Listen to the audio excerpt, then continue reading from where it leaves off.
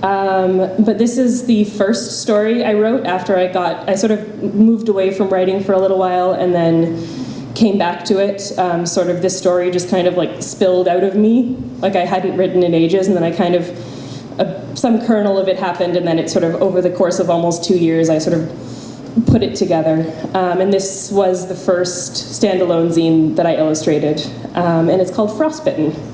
And I'm going to start with chapter 3, which is 1 page. Oh yes, and all of the stories in here are illustrated, more in sort of an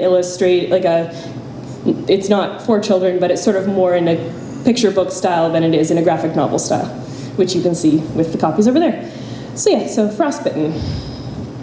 The storm considered their tent, its flimsy nylon neon and gaudy against the grayscale winter forest. It pushed gently at first, and they huddled inside, still full of adventure, the wind a romantic threat rustling their warm nest. Slowly, the storm moved from tapping to shoving, and the tent swayed like a ship, the snowy swells outside beginning to roil and slam against its thin walls. There was a moment of silence, enough for them to breathe relief, and then the storm pounced, ripping the tent to shreds and snatching blanket and sleeping bag from their desperate hands.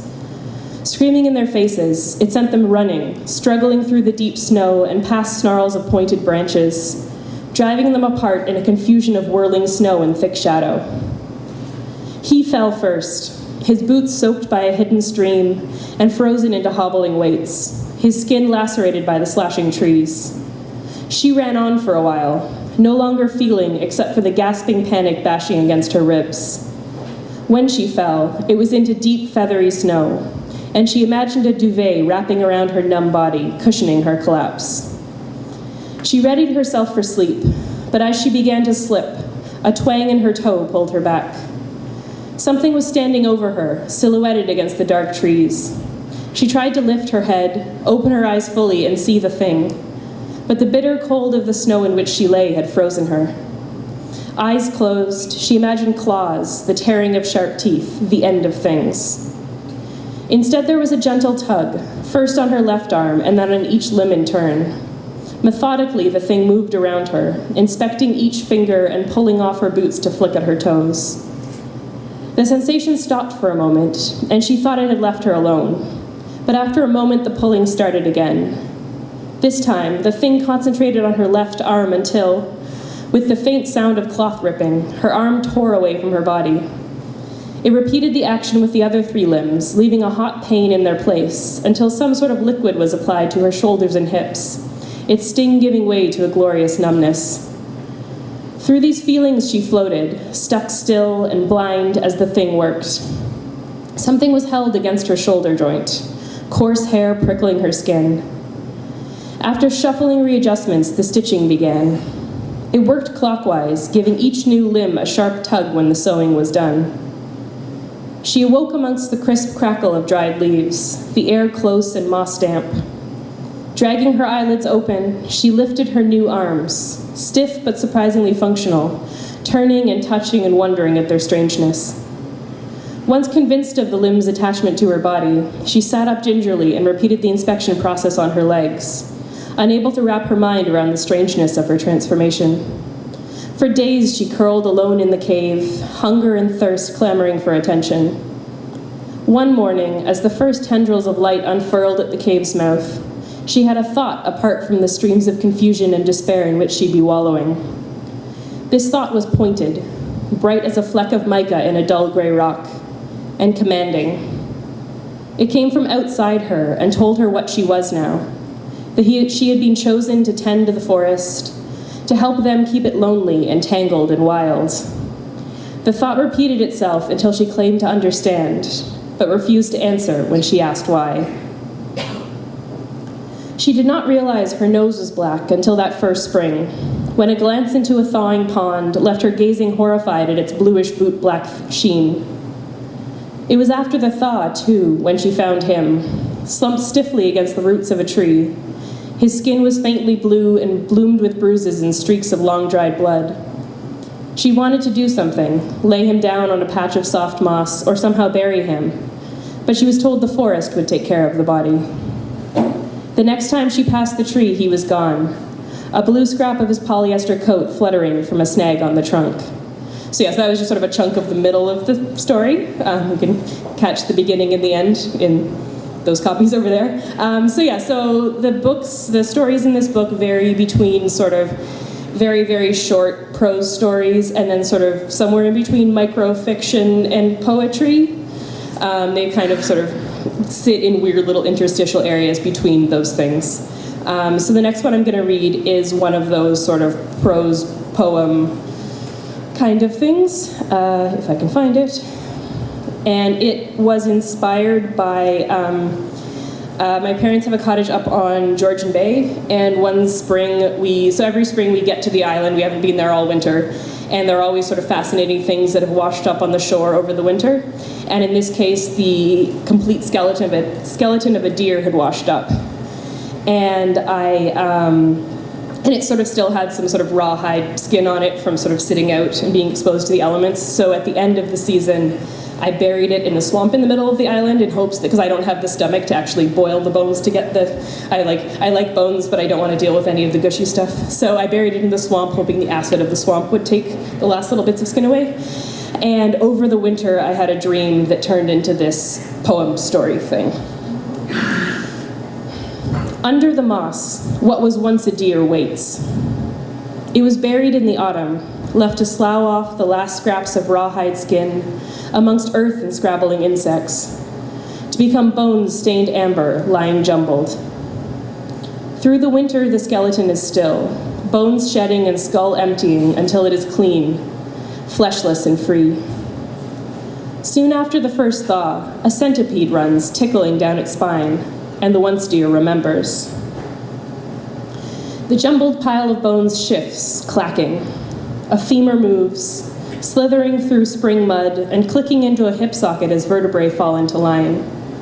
With clockwork clicks, the skeleton forms in the dark, moving slowly into place. Into its rib cage rattle stones, a pulsing grub, liver-like lichen, pitted and moist. A clod of clay clumps, thumps, as fungus flutters with fragments of dark air. Worms that once cleaned the bones wriggle into place and wind forwards, backwards, glistening. Over this new pulsing life, the bones pull roots that lace into tangled ligaments. A hide of mosses and molds, furred with soft new green. Beetles scurry into empty eye sockets as the once deer shivers its new skin, feeling for the first time the weight of the soil above it. As the sun warms the soil, it begins to surface, unfurling unsteady limbs and pushing upwards into the air.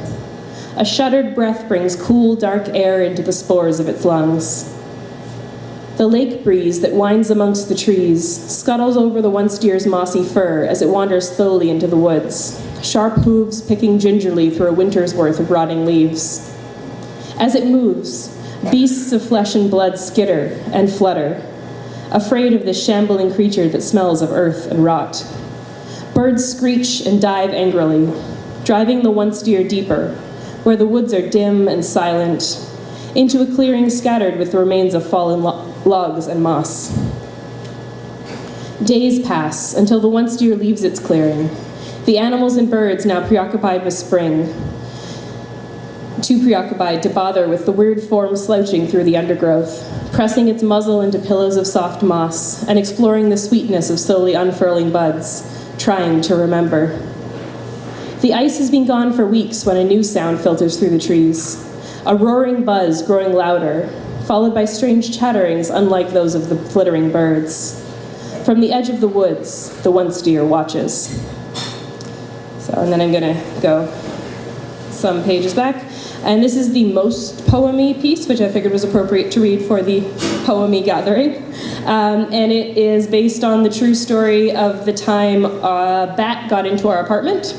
We live just sort of like just over, whoop, there's a light there. Just over there. And we were sitting on the couch and I saw something out of the corner of my eye and kind of went, no, it's nothing. And then actually turned to look and there was a bat flying up and down the hallway. And I ended up eventually getting it out of the house, but it was an unexpected wild adventure inside of our very quiet house. It's called And Suddenly. And suddenly, a bat. A silent swoop of shadow winging through our space, flawlessly navigating the unfamiliar, sending out signals beyond our range that bounce off our walls, furniture, bodies, and leave echoes that rebound for days. The bat disappears up the stairs, is swallowed by darkness, leaving us baffled, searching corners and crannies in vain. An hour later, when our pulses have settled, the bat reappears, hurtling again through our rooms, bringing our hearts back into our throats, filling our hallway with dusk and the ghosts of night-flying insects. This time, I follow it upstairs in its stays, first perching on the blinds, then dangling from the light, wings accordioned against its sides. Eyes pinpricks of panic, tiny claws gripping the light shade fear tight. The bat flings itself low across the room and burrows into a shelf. Once it settles, nestled on a pillow of folded red cloth, I pull it out so slowly, until the basket in my other hand can be eased over top. And I take the stairs down, a wildness huddled in the dark between my hands.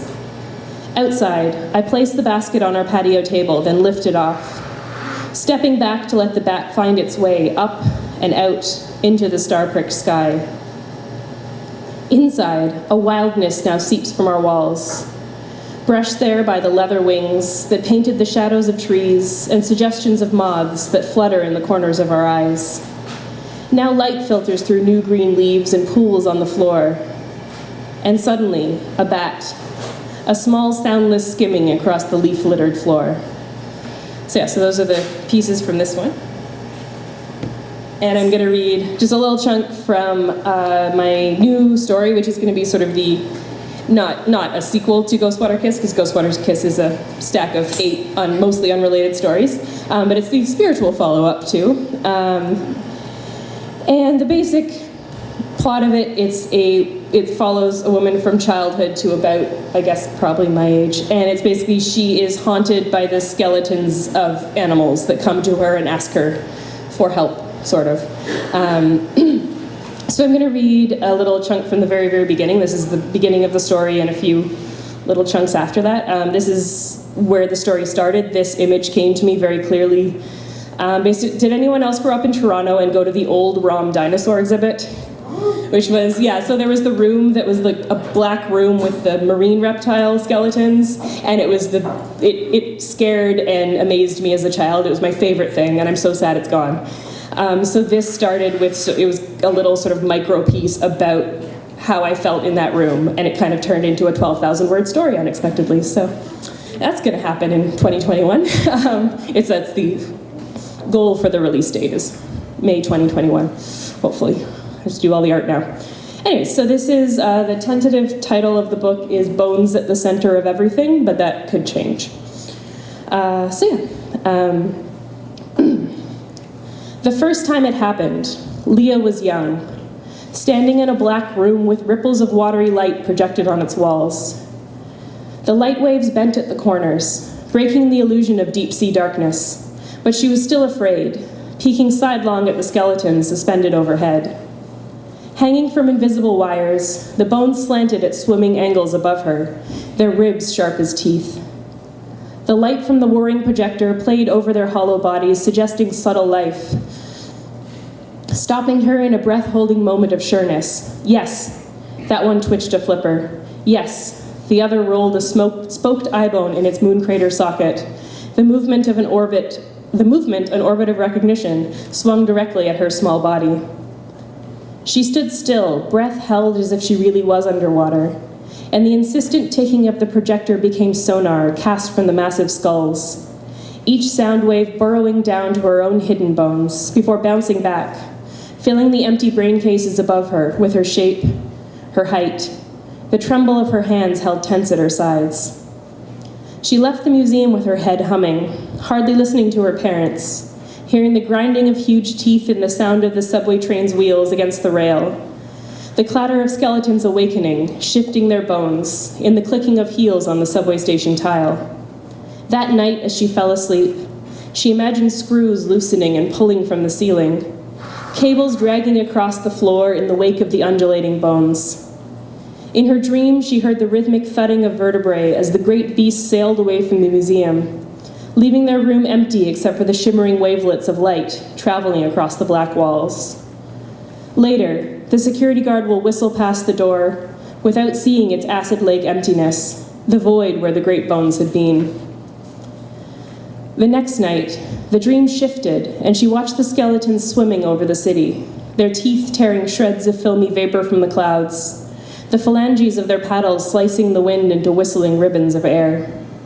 Neighborhoods slid beneath their hollow bellies until the skeletons slowed, began to circle, taking lazy vulture-like loops around and around and around, until she recognized her house in the center of their circlings. The air above her house thickened as the skeletons descended, each diving in turn to peer through her bedroom window, great eye sockets followed by an impossible length of spine, then another shadowed socket, sclerotic ring rolling. As the great bodies wheeled past the window, she began to realize she was awake, and the skeletons were still there, their knobbed spines and empty searching eyes solid and real on the other side of the glass. How? They were there, bones solid outside her window, real as the mattress under her, the blanket that slid off her knees as she sat up, then froze, remembering Jurassic Park. They can't see you if you don't move. But they had already seen her, aimed their eye sockets through the dark room, and found her, small and huddled on the bed. What now? So yeah, this is the beginning.